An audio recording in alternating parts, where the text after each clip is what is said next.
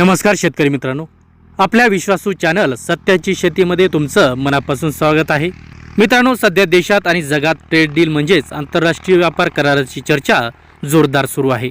पण प्रश्न असा आहे, या ट्रेड डीलचा आपल्या कापूस पिकावर काय परिणाम होणार?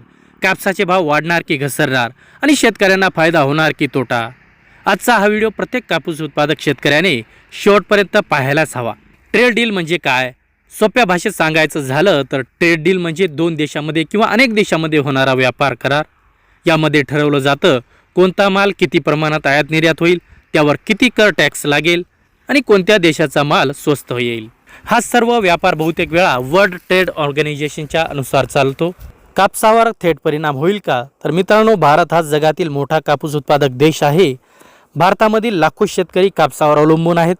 जर भारताने इतर देशाशी कापूस ट्रेड डील केला तर त्याचे तीन मोठे परिणाम होतील। पहिलं परिणाम होईल, आयात वाढली तर भाव घसरणार। जर परदेशातून स्वस्त कापूस भारतात येऊ लागला तर मार्केटमध्ये कापूस जास्त होईल, मागणी कमी होईल, भाव कमी होईल आणि यात शेतकऱ्यांचा तोटा होईल। याचा सर्वात मोठा फटका हा आपल्या शेतकऱ्यांना बसू शकतो।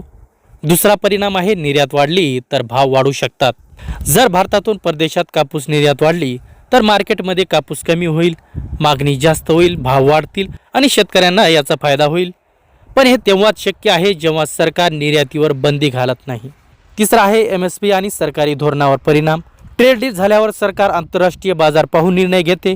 कधी MSP वर उशिरा होते, तर कधी खरेदी कमी होते, तर कधी आयात खुली होते। यामुळे शेतकरी हा संभ्रमात पडतो। शेतकऱ्यांनी काय काळजी घ्यायला हवी? तर मित्रांनो, ट्रेड डील आपल्या हातात नाही, पण आपली शेती आपल्या हातात आहे। शेतकऱ्यांसाठी काही महत्त्वाचे सल्ले आहेत। एकाच कापसावर अवलंबून राहू नका। सोयाबीन, तूर, हरभरा मिश्र पीक घ्या। खर्च कमी ठेवा।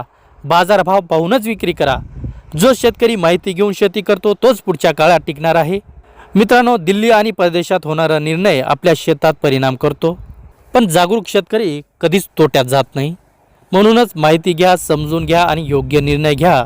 हा व्हिडिओ तुम्हाला कसा वाटला ते कमेंटमध्ये नक्की सांगा आणि शेतीविषयी खरी माहिती मिळवण्यासाठी आपला सत्याची शेती या चॅनलला सबस्क्राईब करा। धन्यवाद।